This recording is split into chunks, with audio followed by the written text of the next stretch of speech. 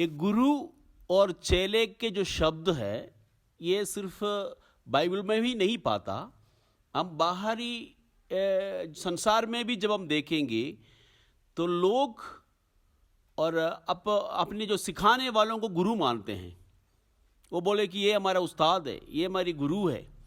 जो कोई भी कार्य जो सिखाने वाला, चाहे जो दुनिया की कोई प्रोफेशनल काम हो, कोई मेस्त्री का काम हो, कोई ड्राइविंग हो, और किसी भी जो चीज़ जो सिखाने वालों को उस्ताद मानते हैं।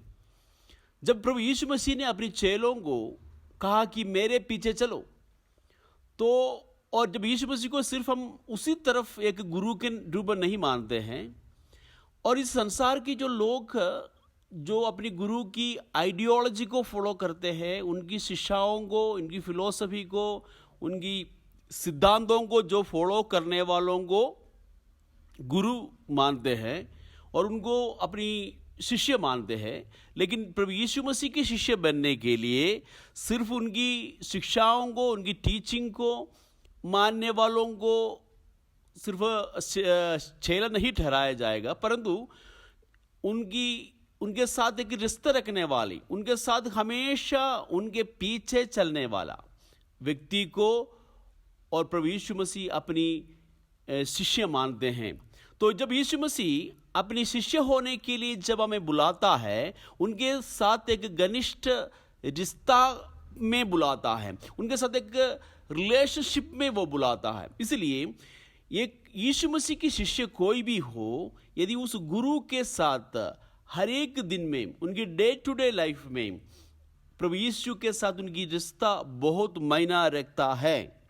तो इसलिए कि प्रभु यीशु मसीह जब हमें बुलाता है तो वो संसार के लोगों के जैसे नहीं है। वो कुछ पहचान दिया हुआ है। यीशु मसीह के शिष्य कौन कहलाया जाएगा?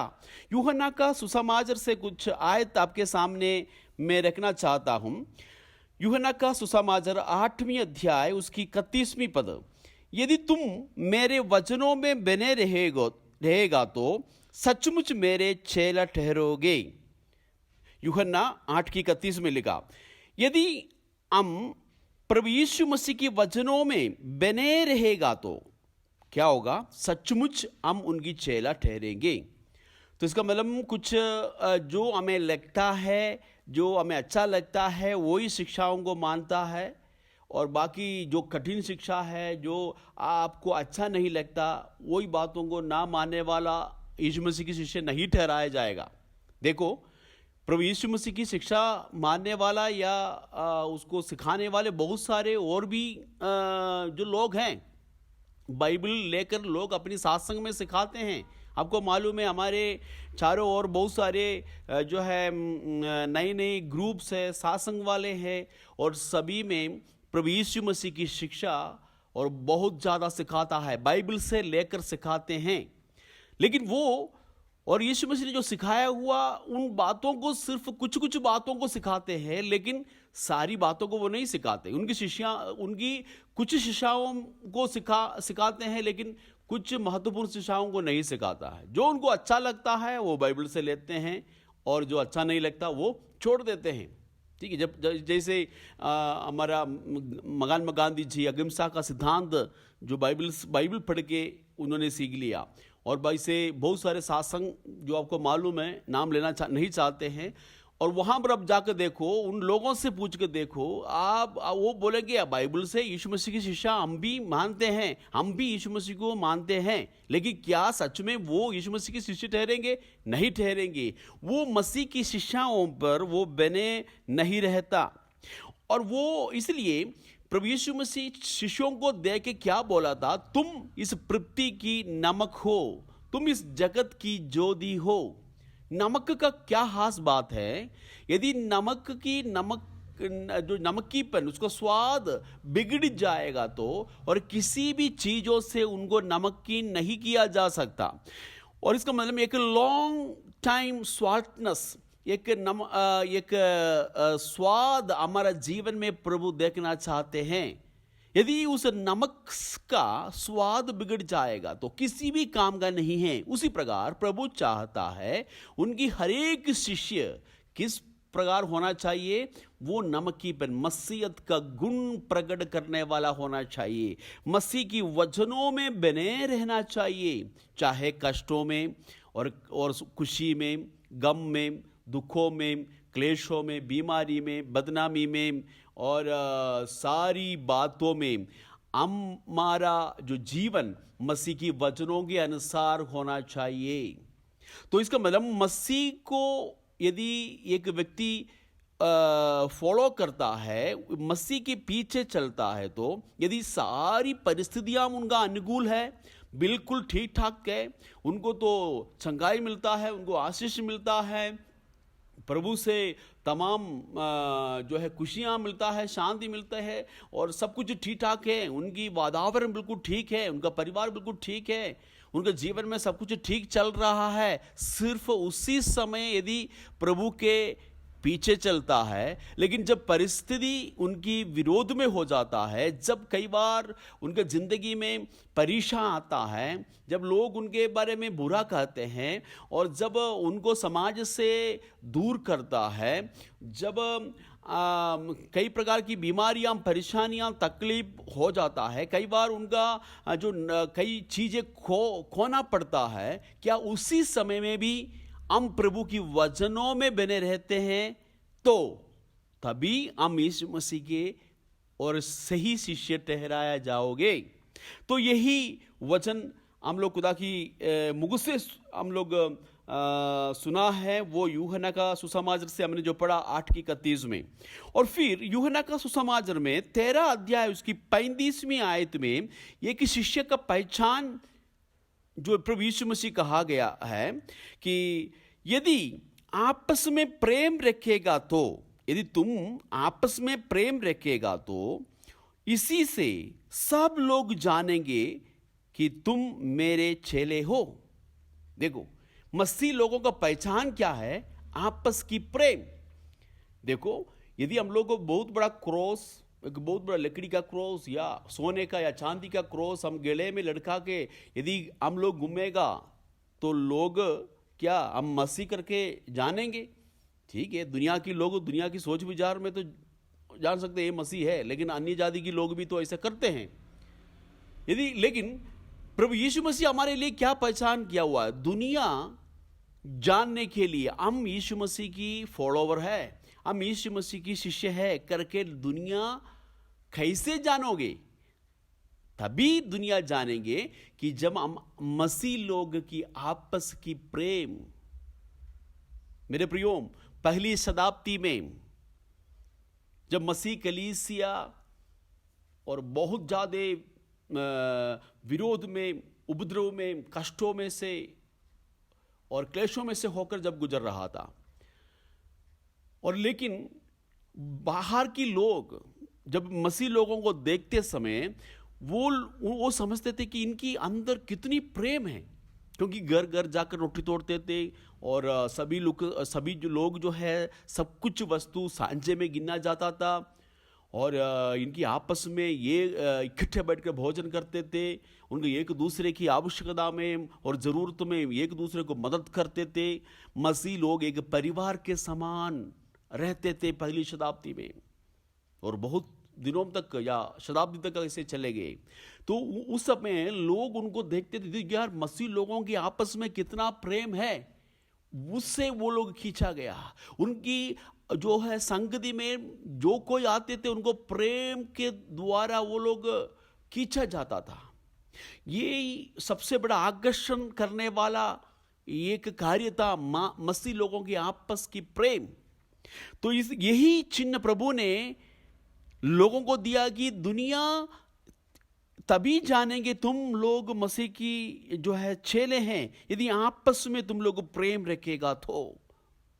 आइए, हम लोग प्रभु यीशु मसीह की शिष्य है, हम लोग मसीह की चेले हैं, क्या हम मसीह लोगों के आपस में आजकल प्रेम दुनिया के लोगों में लोग दिखते हैं कि लोग हमारे अंदर और बाहर की लोग मसीह की प्रेम, आपस की जो प्रेम है दिखाई देते हैं? आजकल अधिकतर जो है मसीह लोग ही मसीह लोगों के विरोधी है सबसे ज्यादा। और इसलिए जब कुछ ऐसे कुछ बात होता है तो और हर एक जो मसीह जन कलीसिया का हो, साथ काम करने वाला हो और उनके विरोध में बात करना शुरू करता है। आपस में हमारा प्रेम आजकल खो गया है। देखो प्रभु यीशु मसीह कहा है, यदि हम सच में अपने आप को देखो, क्या मसीह लोगों से हम प्रेम करता है? क्या हम लोग बोलते हैं कि ठीक है मैं मसीह से प्रेम करता हूं, मुझे बाकी लोगों से कोई भी लेना देना नहीं है, ऐसा एक जीवन हम व्यतीत करते हैं? तो सचमुच में हम लोग प्रभु की शिष्य नहीं होगा। यदि प्रभु की शिष्य है तो हर एक मसीह जन से हम लोग प्रेम करना चाहिए। आज इस वचन सुनते ही हम अपने आप को जांच ले, क्या मुझे इस मसीह लोगों से प्रेम है, अपनी कलीसिया के लोगों से प्रेम है? ठीक है, हम खुदा से प्रेम रखता है तो हम परमेश्वर से जन्मा हुआ लोगों से भी हम प्रेम रखेंगे।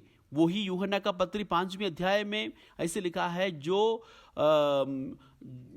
जन्म दिया या और यदि वो खुदा से यदि हम प्रेम रखता है तो जो उनसे जो है जन्म लिया हुआ हर एक जो व्यक्ति जो घर की परिवार के सदस्य है, परमेश्वर की परिवार के सदस्य है, जो कलीसिया का सदस्य है, परमेश्वर का देह है, उन सभी से हम लोग प्रेम रखेंगे।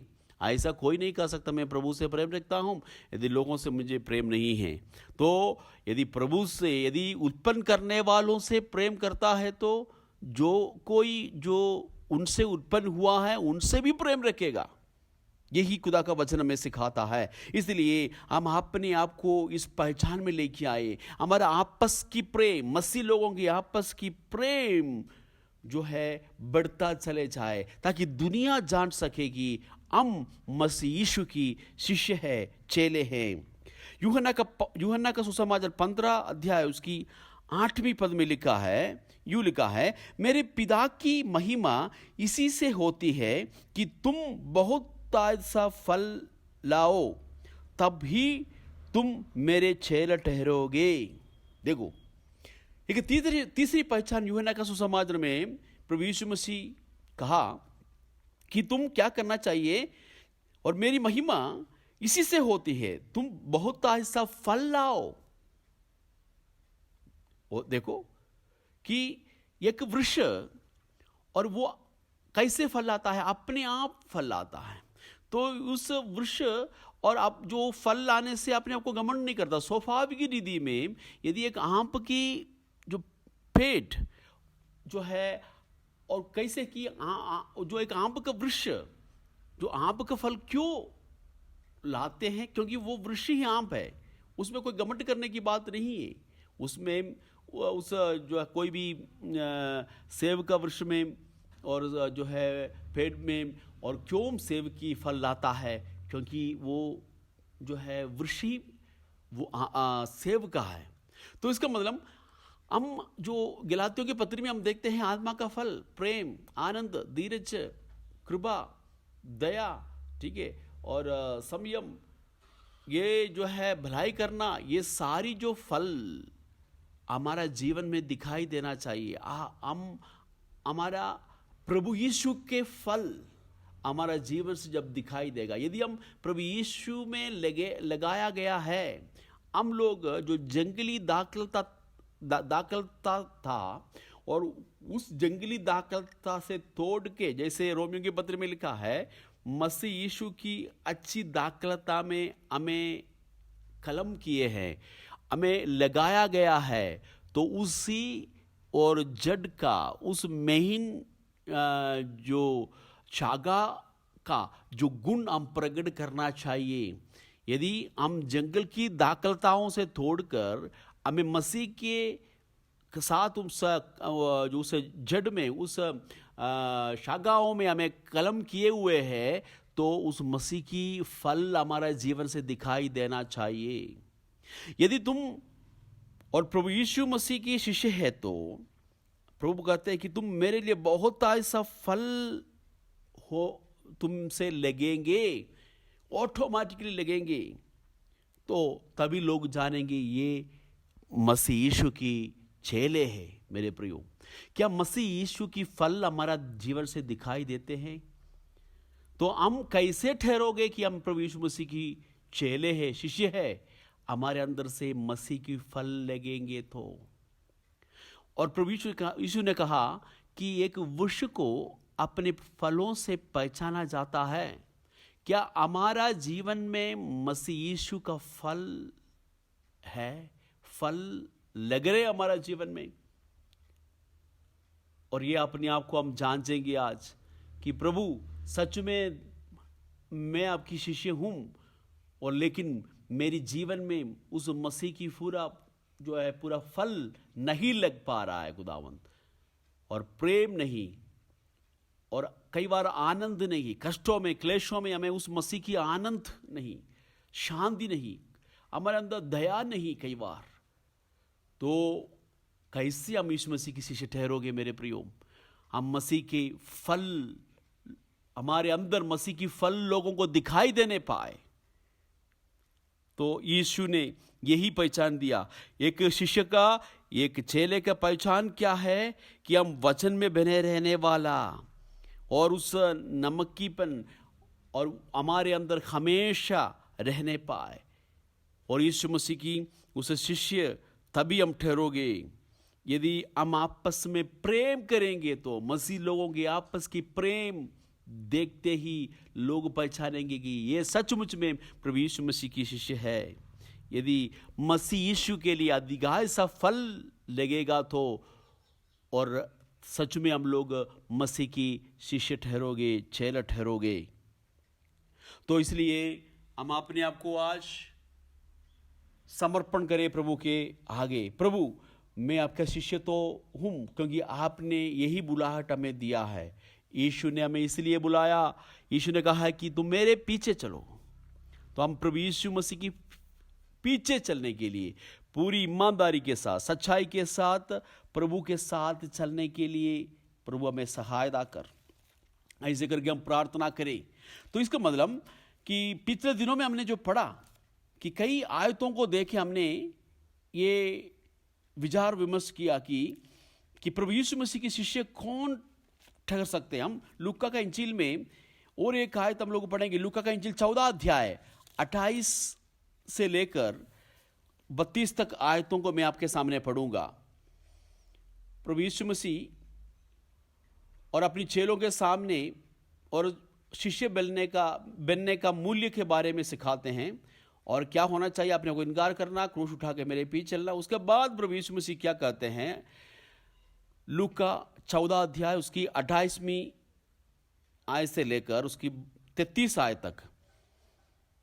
तुम में से कौन है जो गठ बनाना चाहते हो और पहले बैठकर खर्चा ना जोड़े कि पूरा करने की सामर्थ्य मेरे पास है कि नहीं? कहीं ऐसा ना हो कि और जब वह नींव डाल ले पर तैयार ना कर सके तो सब देखने वाला यह कहकर उसे ठट्ठों में उठाने लगे कि यह मनुष्य बनाने तो लगा पर तैयार ना कर सका। या कौन ऐसा राजा है जो दूसरे राजा से युद्ध करने जाता हो और पहले बैठकर विचार ना कर ले कि जो 20,000 लेकर मुझ पर चढ़ा आता है, क्या मैं 10,000 लेकर उसके सामना कर सकता हूं या नहीं? नहीं तो उसके दूर रहते ही वह दूधों को भेजकर मिलाप करना चाहेगा। और इसी रीति से तुम में से जो कोई अपना सब कुछ त्याग ना दे वो मेरा चेला नहीं हो सकता। देखो, ये शब्द जब सुन के यीशु मसीह के शिष्यों में से कितने लोग यीशु मसीह के पीछे चला होगा, कितने लोग यीशु मसीह को छोड़ा होगा। तो आखिरी में ही इसी शब्द के साथ वहां पर उस पैराग्राफ समाप्त होता है। इसी रीति से तुम में से जो कोई अपना सब कुछ त्याग ना दे वह मेरा चेला नहीं हो सकता। तो प्रभु यीशु मसीह के शिष्य बनने के लिए क्या करना पड़ा? सब कुछ त्यागना पड़ेगा। उसका कारण क्या? यहां पर 2 उदाहरण दिया गया है इसी वचन में। सबसे पहले एक व्यक्ति एक घर बनाना चाहता है, गढ़ बनाना चाहता है, एक बड़ा टावर बनाना चाहते हैं। उनके पास थोड़ा सा ईंट है, थोड़ा सा सीमेंट है, और उसी से वो बहुत बड़ा टावर बनाना चाहता है। और क्या कर सकते हैं वो पूरा करने के लिए उनके पास और कुछ नहीं, कुछ ईंट और पत्थर से बहुत बड़ा टावर कंप्लीट नहीं कर सकता। उसने सब लोगों को इकट्ठा करके बोला कि मैं बहुत बड़ा घर बनाना जा रहा हूँ, गढ़ बनाना जा रहा हूँ। क्या करने की ऐसे करके शुरू तो किया, लेकिन उसने और बैठकर हिसाब किताब नहीं किया कि यदि इतना बड़ा घर बनाना है तो मेरा खर्चा कितना होगा, उसका एस्टिमेट कितना होगा, कितने पैसा में कंप्लीट होगा, इतना मटेरियल कितना लगेगा। और बिना कोई प्लान से यदि वो ऐसा शुरू तो किया लेकिन कंप्लीट नहीं कर पाया, तो क्या करेंगे लोग, और उसका मजाक उठाएंगे। तो उसी प्रकार जब यीशु मसीह की शिष्य बनना चाहता है तो सबसे पहले उस व्यक्ति ये याद रखो कि मैं क्या क्या खोना पड़ेगा, मुझे क्या क्या इसके लिए मूल्य चुकाना पड़ेगा। मैं यीशु मसीह की शिष्य बनने के लिए तो कदम तो रखा, इसलिए प्रभु यीशु ने और दूसरी चेलों से कहा, जो हल पर हाथ रखकर पीछे मोड़ने वाला मेरा योग्य नहीं। और बहुत सारे लोग हैं मसीह की शिष्य बनने के लिए कदम तो रखा लेकिन उनका अंत नहीं कर पाया। जैसे प्रेरित पौलुस है और आखिरी समय पर कहते, मैं अपना दौड़ पूरी कर ली है, मैं अपनी विश्वास का रखवाला किया है, धार्मिकता का मुकुट मेरे लिए प्रभु रखा है। बहुत सारे लोग प्रभु की पीछे चलना तो चाहते हैं लेकिन वो देखता नहीं, यार मैं यदि यीशु के पीछे चलेगा तो क्या होगा कि मैं ऐसे ऐसे चीज़ खोना पड़ेगा, शायद मेरा परिवार को मैं छोड़ना पड़ेगा, मेरे जीवन में कई बातों को त्यागना पड़ेगा, और मेरे रेप्यूटेशन, मेरा जो है नौकरी, मेरा कामकाज, और मेरे जो पहले जो स्थान था और पहले जो मेरे दोस्त था उनको भी मैंने खोना पड़ेगा। जब वचन पढ़ते और आगे बढ़ते चलेंगे तो वो सोचेगा, यार ये तो बहुत मुश्किल है, बाइबल के अनुसार चलना, प्रभु यीशु मसीह की शिक्षाओं के अनुसार चलना, इनके साथ समझौता नहीं कर सकता, ऐसे काम नहीं कर सकता। और यदि देखो आधा रास्ता में ये छोड़ के आने से पहले आप बैठकर सोचना चाहिए कि मैं ये कंप्लीट कर पाएंगे कि नहीं। तो दूसरी उदाहरण यहां पर दिया गया है कि एक राजा, जो उनके पास सिर्फ 10,000 लोग है, फौजी है, और 20,000 फौजी को लेकर दूसरा राजा लड़ाई के लिए उसके ऊपर चढ़ाई करने के लिए आता है। तो 10,000 वाला, और चलो 10,000 कोई फौजी को लेकर मैं जाऊंगा बोलकर उनके साथ लड़ना शुरू करेंगे, तो वो पूरा हार के वापस आएंगे, उनका गुलाम बन के वापस आएंगे। इसलिए और क्या करो, सबसे पहले जाकर उनके साथ कॉम्प्रोमाइज करो, उनके साथ समझौता करो। यदि ठीक है मैं और आपका गुलाम बन के मैं रहूंगा और मेरे ऊपर चढ़ाई करेगा तो क्या हो जाएगा, फौजियों को मारेंगे, राजाओं को पकड़ के लेके जाएंगे, उनका संपत्ति को लूटेंगे। लेकिन उससे पहले जाकर क्या करें, उनके साथ समझौता कर रहा है उस दूसरा राजा के साथ, क्योंकि उनको पता है कि मैं इसी चीज़ों से विजय नहीं पा सकते हैं, दुनिया की जो है कामों से मैं विजय नहीं पा सकते हैं, दुनिया को साथ लेके नहीं जा सकता। और इसलिए क्या करो, पहले से कॉम्प्रोमाइज करो। यदि मसीह लोगों का आजकल जीवन एक समझौता वाला जीवन है, ठीक है, मसीह के पीछे चलना तो शुरू किया लेकिन उनको दुनिया भी चाहिए और सब कुछ चाहिए। इसलिए प्रभु कहते हैं कि और तुम यदि कुछ खोना नहीं चाहते हैं तो और तुम लोग नहीं पा सकेंगे। इसलिए प्रभु ने कहा कि यदि कोई अपना जीवन, ठीक है, और जो पाना चाहता है वो उसको खोएगा, जो कोई अपना प्राण को प्रभु के निमित्त उसको खोना चाहता है कि वो उसको पाएंगे। हम लोग जो है खोना चाहते हैं क्योंकि हम अपना नहीं है। जैसे कुरिन्थियों की पत्री में लिखा है, तुम अपने नहीं हो, ठीक है, तुमको क्या किया, और मोल लेकर जो है दाम लेकर क्या किया, मोल लिया है, तुम अपना नहीं हो। तो इसलिए कि हम लोग प्रभु के जो लहू से खरीदा हुआ लोग हैं, तो इसलिए हमारा शरीर, हमारा जीवन, हमारा प्राण हम प्रभु के लिए दे मेरे प्रियो। क्योंकि उसका पहला कोरिन्थियों 6 अध्याय उसका 20वीं आयत, क्योंकि तुम दाम देकर मोल लिए गए हो, इसलिए अपनी देह के द्वारा परमेश्वर की महिमा करो। Praise the Lord. हम अपने नहीं हैं, हमारा जो पूरा दाम, हमारा पाप का पूरा दाम प्रभु यीशु मसीह ने काल्वरी क्रूस पर चुकाया है कि हमारा जो बचे हुए जीवन प्रभु के लिए दे। यही एक शिष्यता का पहला कदम है। जिसने हमें मोल लिया है, जिसने हमारे लिए दाम दे दिया है और उनके लिए ये जीवन दे दे। तो इसलिए यदि हम संसार के साथ एक समझौता वाला जीवन व्यतीत करने वाला व्यक्ति है, तो हम कभी भी और इस यात्रा में, इस शिष्यता में हम आगे नहीं बढ़ सकता। और हम लोग खोना नहीं चाहते हैं, हम कुछ गंवाना नहीं चाहते हैं। हम सबसे पहले यदि हम आधा रास्ता में छोड़ के, आधा रास्ता में उसका काम बंद करके पीछे चलने वाला है, तो और फिर क्यों हम यीशु मसीह के पीछे चलना शुरू किया। हम लोग सचमुच में इस दुनिया का कुछ भी नहीं खो रहा है। हम लोग और जो भी है एक उत्तम चीज़ों को पाने के लिए हम खो रहा है। प्रभु यीशु मसीह ने और मत्ती का सुसमाचार में एक दृष्टांत कहा। यदि एक किसान जब अपनी खेत में जब काम करते वक्त उन्होंने उस खेत की जो है वो स्वामी के खेत में काम कर रहे थे, उसने हल जोतते समय क्या किया कि उसको कुछ बहुमूल्य और एक बहुत कीमती एक हीरा मिल गया, एक खजाना मिल गया। उसने वहाँ पर वो छिपा कर और क्या किया, अपना खुशी के मारे अपना सब कुछ बेचकर उस खेत को मोल लिया। क्योंकि उसको पता था मैं जो बेच रहा हूँ, मेरा जो सब कुछ बेच रहा हूँ, उससे भी एक कीमती एक चीज है इस खेत में, इस खजाना में है। तो इसलिए क्या करूंगा, मैं अपना सब कुछ त्यागने के लिए वो किसान तैयार हो गया, उस व्यक्ति तैयार हो गया।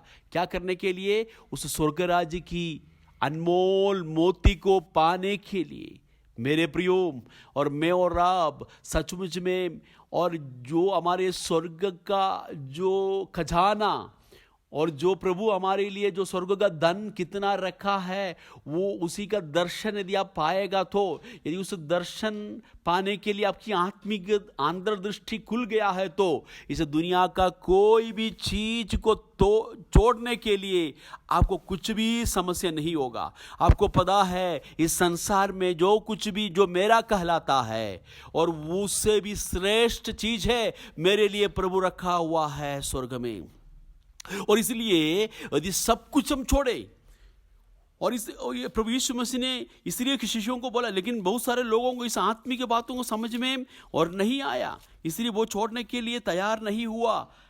और उसका 14:33, लूका 14:33 में यही बोलकर प्रभु यीशु समाप्त करते हैं, इसी रीति से तुम में से जो कोई अपना सब कुछ त्याग ना दे वो मेरा चेला नहीं हो सकता। यदि इस सब कुछ कैसे त्याग पाएंगे?